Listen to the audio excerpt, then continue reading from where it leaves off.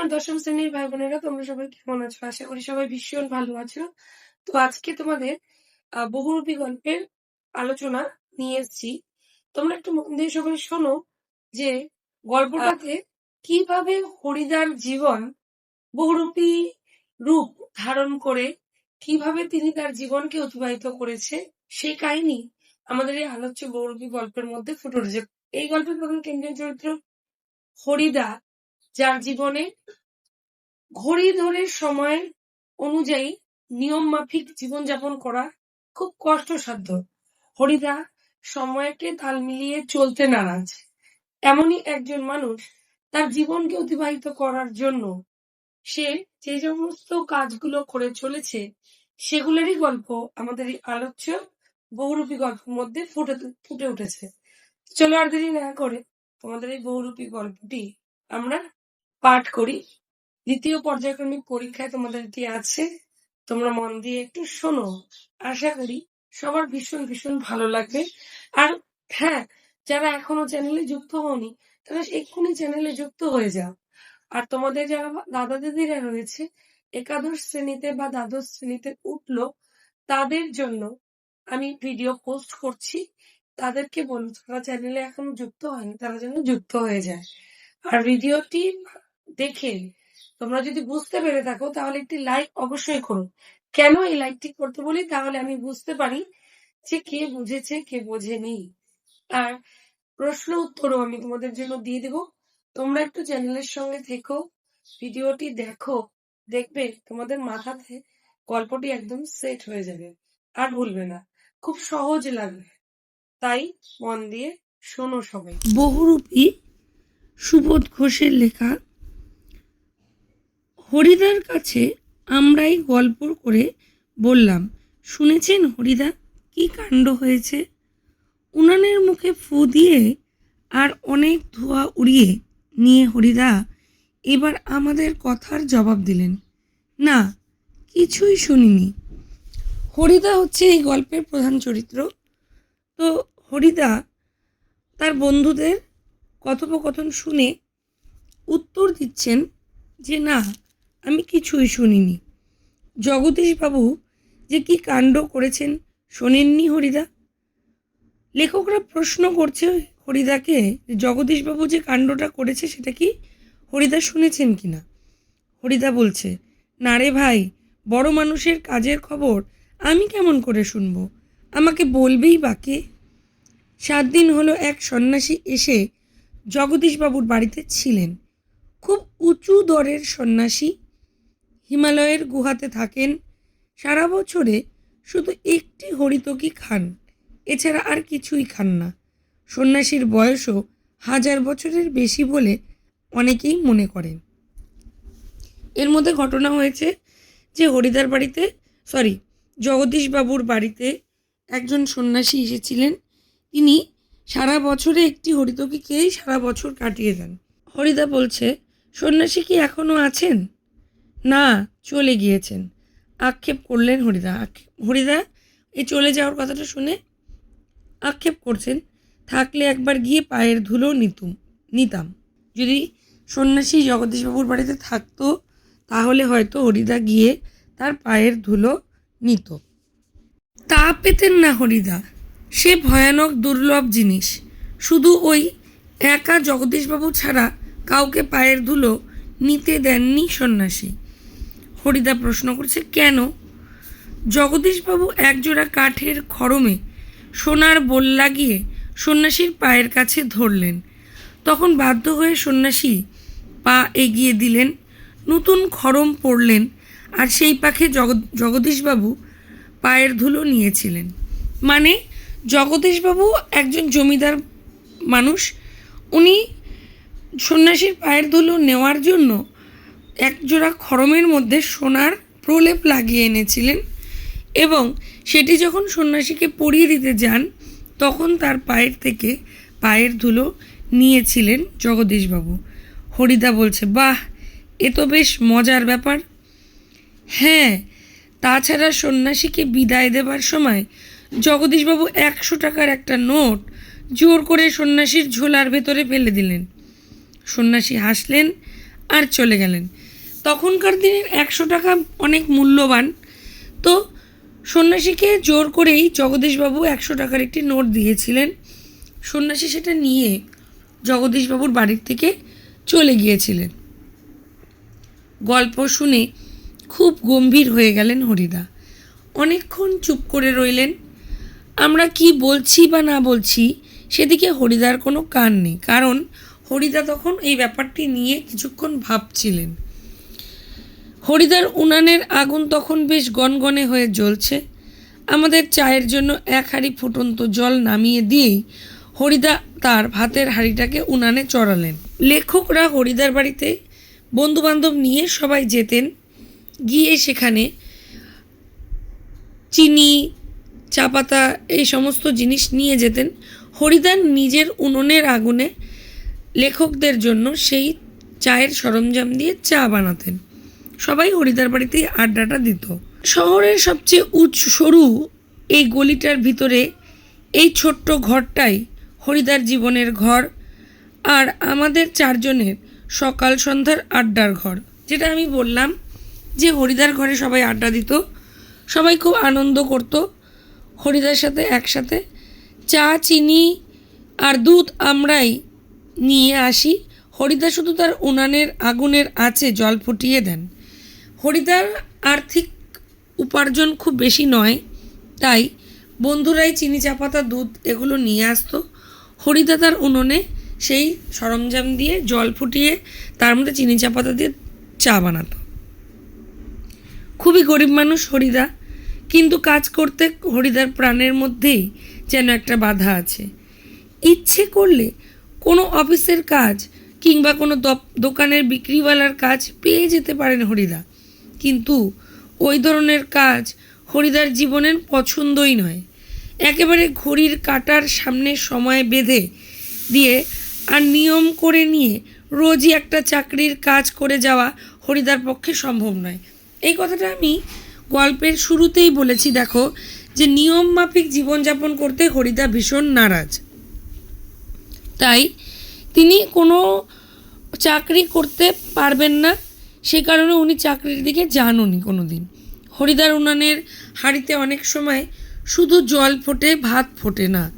এই একঘেয়ে অভাবটাকে সহ্য করতে হরিদার আপত্তি নেই, কিন্তু একঘেয়ে কাজ করতে ভয়ানক আপত্তি।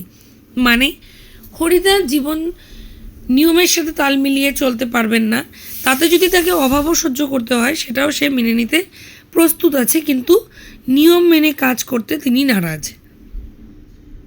হরিদার জীবনে সত্যি একটা নাটকীয় বৈচিত্র্য আছে।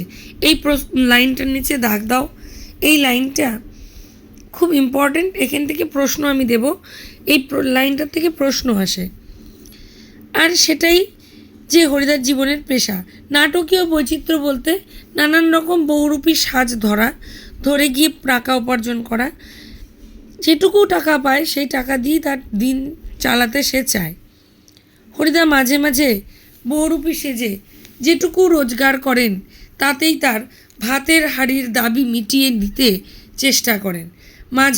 মাঝে মাঝে সত্যি উপোস করেন হরিদা, কারণ তার টাকা পয়সার উপার্জন অতটা নেই, তো সব দিন তো তার আর ওই বহুরূপীর টাকা দিয়ে তো সংসার চালানো সম্ভব নয়। সে কারণে অভাবের তাড়নায় তাকে উপোসও দিন কাটাতে হয়। তারপর একদিন হঠাৎ আবার এক সকালে কিংবা সন্ধ্যায় বিচিত্র ছদ্মবেশে অপরূপ হয়ে পথে বের হয়ে পড়েন হরি। কেউ চিনতে পারে না, যারা চিনতে পারে তারা 1 আনা 2 আনা বকশিস দেয়, যারা চিনতে পারে না তারা হয় কিছুই দেয় না কিংবা বিরক্ত হয়ে 2-1 পয়সা দিয়ে দেয়। হরিদার জীবন সত্যি খুব কষ্টকর জীবন। যখন তার অভাবের চারা দেয় তখন সে বহুরূপী সেজে পয়সা উপার্জন করে, আবার যে কদিন পয়সা থাকে সেই কদিন সেই টাকাতেই তার সংসার চালায়। একদিন চকের বাস স্ট্যান্ডের কাছে ঠিক দুপুরবেলাতে একটা আতঙ্কের হল্লা বেজে উঠেছিল। একটা উন্মাদ পাগল, তার মুখ থেকে লালা ঝরে পড়ছে, চোখ দুটো কটকটে লাল, তার কোমরে একটা ছেঁড়া কম্বল জড়ানো, গলায় টিনের কৌটার একটা মালা। পাগলটা একটা থান ইট হাতে তুলে নিয়ে বাসের উপরে বসা যাত্রীদের দিকে তেড়ে যাচ্ছে, চেঁচিয়ে উঠছে যাত্রীরা, দুটো একটা পয়সা ফেলেও দিচ্ছে। এই পাগলটাও কিন্তু হরিদাই। উনি পাগল সেজে সেই দিন পয়সা উপার্জন করার জন্যই বেরিয়েছিলেন। একটু পরেই বাসের ড্রাইভার কাশীনাথ ধমক দেয়, খুব হয়েছে হরি, এইবার সরে পড়ো, অন্যদিকে যাও। কাশীনাথ হরিদার রূপ দেখে চিনতে পেরে গেছে, তাই সে বলছে, খুব হয়েছে হরি, এইবার সরে পড়ো। ওটা কি একটা বহুরূপী? বাসের যাত্রীরা কেউ হাসে, কেউ বা বিরক্ত হয়, কেউ আবার বেশ বিস্মিত। সত্যি খুব চমৎকার পাগল সাজতে পেরেছে তো লোকটা। হরিদার বহুরূপী সাজের মধ্যে ভীষণ একটা মানে সহজে বুঝতে পারা যায় না যে উনি বহুরূপী। ওনার সাজের মধ্যে যেন একটি সত্যকারের একটা অনুভূতি আছে, দেখে যেন মনে হয় সত্যিকারেরই পাগল বা সত্যিকারেরই সেই রূপটা যেন সত্যিকার, যেন কোনো নাটকীয় রূপ নয়। তার রূপ দেখে কেউ সহজে বুঝতে পারে না। হরিদার জীবন এই রকম বহু রূপের খেলা দেখিয়েই একরকম চলে যাচ্ছে। হরিদা মানে এরকমই ধরনের বহুরূপী সেজে নানা রকম খেলা দেখিয়েই তার দিন চলে যাচ্ছে। এই শহরের জীবনে মাঝে মাঝে বেশ চমৎকার ঘটনা সৃষ্টি করেন বহুরূপী হরিদা। শহরের মধ্যে তিনি নানান রকমের অদ্ভুত অদ্ভুত সাজ সেজে বিভিন্ন রকমের চমৎকার ঘটনা সৃষ্টি করেন মানুষের সামনে। সন্ধ্যার আলো সবে মাত্র জ্বলেছে, দোকানে দোকানে লোকজনের ব্যস্ততা আর মুখরতাও জমে উঠেছে। যে সন্ধেবেলা যে সময়তে মানুষের ভিড় থাকে, সেই সময়তেই সাধারণত হরিদা বেরোয়। হঠাৎ পথের উপর দিয়ে ঘুঙুরের মিষ্টি শব্দ রুমঝুম করে বেজে বেজে চলে যেতে থাকে। এক রূপসী বাইজি প্রায় নাচতে নাচতে চলে যাচ্ছে। শহরে যারা নতুন এসেছে তারা দু চোখ বড় করে তাকিয়ে থাকে, কিন্তু দোকানদার হেসে ফেলে, হরির কাণ্ড, হরিদা বাইজি সেজেও পয়সা উপার্জন করে। তো তার বাইজির সাজটা বড় মধুর। যারা নতুন তারা তো জানবে না নিশ্চয়ই যে উনি বহুরূপী সেজেছেন। তারা মনে হয় সত্যিই ভেবে নিয়ে এরকমভাবে দু চোখ বড় করে দেখতে থাকে, এটা একটা বহুরূপী নাকি? কারো কারো মুগ্ধ চোখের মোহভঙ্গ হয়, আর যেন বেশ একটু হতাশ স্বরে প্রশ্ন করে ওঠে। যারা নতুনভাবে জানে যে এটা একজন বাইজি আর একজন বহুরূপী একজন বাইজি সেজেছে, তখন তাদের কাছে যেন একটু আশ্চর্য বলে মনে হয়। বাইজির ছদ্মবেশে সেদিন হরিদার রোজগার মন্দ হয়নি। মোট 8 টাকা 10 আনা পেয়েছিলেন। এটা ছোট প্রশ্নতে আসতে পারে, বাইজি সেজে হরিদার সেদিন কত টাকা উপার্জন হয়েছিল, তখন লিখবে 8 টাকা 10 আনা। আমরাও দেখেছিলাম এক একটা দোকানের সামনে গিয়ে দাঁড়াচ্ছে এই রূপসী বাইজি, মুচকি হেসে আর চোখ টিপে একটা ফুল সাজি এগিয়ে দিচ্ছে। দোকানদারও হেসে ফেলে আর একটা সিকি তুলে নিয়ে বাইজির হাতের ফুল সাজির উপর ফেলে দেয়। হরিদার যে বাইজি সেজেছে তিনি তার হাতে ফুল সাজিটা দোকানদারের সামনে দেয় কিছু পয়সা দেওয়ার জন্য। দোকানদারেরাও তাকে তার পরিপ্রেক্ষিতে কিছু পয়সা দেয়। কোনো দিন বাউল, কোনো দিন কাপালিক, নানান রকম সাজ হরিদা সাজে। কখনো বোচকা কাঁধে বুড়ো কাবুলিওয়ালা, কখনো হ্যাট কোট পেন্টুলুন পরা ফিরিঙ্গি কেরামিন সাহেব, নানান রকমের সাজ ধরে। একবার পুলিশ সেজে দয়ালবাবুর লিচু বাগানের ভিতরে দাঁড়িয়েছিলেন হরিদা। স্কুলের 4টে ছেলেকে ধরেছিলেন, ভয়ে কেঁদে ফেলেছিল ছেলেগুলো, আর স্কুলের মাস্টার এসে সেই নকল পুলিশের কাছে ক্ষমা চেয়েছিলেন, এবারের মতো মাপ করে দিন ওদের। একবার হরিদা পুলিশ সেজেছিল, নকল ওইটাও একটা বহুরূপী সাজ, পুলিশ সেজেছিল। তো বাচ্চা ছেলেরা স্কুলের, তারা তো আর বুঝতে পারেনি, তাই হরিদাকে দেখে ভয় পেয়ে গেছিল তারা। স্কুলের মাস্টারমশাইও হরিদার এই রূপটা চিনতে পারেনি। তো হরিদাকে তারা ক্ষমা টমা চেয়ে কিছু 8 আনা ঘুষ দিয়ে তারপরে ওই নকল পুলিশ হরিদার হাত থেকে ছেলেদেরকে ছাড়িয়ে নিয়ে যায়। পরদিন অবশ্য স্কুলের মাস্টারমশাইয়ের জানতে বাকি থাকেনি কাকে তিনি 8 আনা ঘুষ দিয়েছেন, কিন্তু মাস্টারমশাই একটুও রাগ করেননি, বরং একটু তারিফই করলেন, বাহ, সত্যি খুব চমৎকার পুলিশ সেজেছিল হরি। হরিদা যে খুব মিষ্টি সেজে মানে সেই রূপটা দেখে যেন সত্যিকারের পুলিশ বলেই মনে হচ্ছিল। এটা সাজা এবং অভিনয়টাও তো খুব, মানে সত্যিকারের মতো অভিনয় না করতে পারলে তো মানুষের কাছে আর পয়সা পাওয়া যায় না। হরিদার অভিনয়টাও ছিল অস্বাভাবিক, দেখে যেন ফট করে কেউ ধরতে পারে না। আজ এখন কিন্তু আমরা ঠিক বুঝতে পারছি না হরিদা এত গম্ভীর হয়ে কি ভাবছেন। সন্ন্যাসীর গল্পটা শুনে কি হরিদার মাথার মধ্যে নতুন কোনো মতলব ছটপট করে উঠেছে? মানে সন্ন্যাসীর গল্পটা যে লেখকেরা বলল হরিদাকে, সেটা শুনে কি হরিদার মাথাতে কোনো অন্য মতলব আঁটছেন? সেই প্রশ্নই লেখকদের মধ্যে ঘুরপাক খাচ্ছে। ঠিকই, আমাদের সন্দেহ মিথ্যে নয়। হরিদা বললেন, আজ তোমাদের একটা জবর খেলা দেখাবো। আমাদের দেখিয়ে আপনার লাভ কি হরিদা? আমাদের কাছ থেকে একটা সিগারেটের চেয়ে বেশি কিছু তো পাবেন না। লেখক জিজ্ঞেস করছে, আমাদেরকে খেলা দেখেই আপনার কি হবে? হরিদা, তা না, ঠিক তোমাদের দেখাবো না, আমি বলছি তোমরা সেখানে থেকো, তাহলে দেখতে পাবে। কোথায়? লেখকেরা প্রশ্ন করছে, কোথায়? হরিদা বলছে, আজ সন্ধ্যায় জগদীশবাবুর বাড়িতে। হঠাৎ জগদীশবাবুর বাড়িতে খেলা দেখাবার জন্যে আপনার এত উৎসাহ জেগে উঠল কেন? হরিদা হাসেন, মোটা মতন কিছু আদায় করে নেব। বুঝতেই তো পারছো, পুরো দিনটা রূপ ধরে ঘুরি বেরিয়েও 2-3 টাকার বেশি হয় না। একবার বাইজি সেজেও কিছু বেশি পাওয়া গিয়েছিল, কিন্তু অতি বা কী হবে? ঠিকই বলেছেন হরিদা, সপ্তাহে বড়জোর একটা দিন বহুরূপী সেজে পথে বের হয়ে হন হরিদা, কিন্তু তাতে 7 দিনের পেট চালাবার মতো রোজগার হয় না। হরিদা তো রোজ রোজ কাজ করেন না, একদিন বহুরূপী সেজে বেরোন, যে পয়সা উপার্জন হয় তা দিয়ে উনি সপ্তাহ টেনে টুনে সপ্তাহ চালান। হরিদা বলেন, না, এবার আর কাঙ্গালের মতো হাত পেতে বকশিস নেওয়া নয়, এবার মারি তো গন্ডার, লুটি তো ভাণ্ডার। একবারেই যা ঝেলে নেব তাতে আমার সারা বছর চলে যাবে। মানে জগদীশবাবুর বাড়ির থেকে যা আদায় করবেন তা দিয়ে সারা বছর চালাবেন হরিদা। মোটা দান টাকা উনি আদায় করবেন। কিন্তু সে কি করে সম্ভব?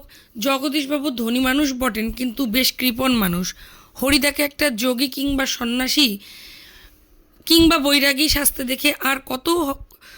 দেখে কত আর খুশি হবেন জগদীশবাবু? আর খুশি হলেই বা কত আনা বকশিস দেবেন? 5 টাকার 5 আনার বেশি তো নয়।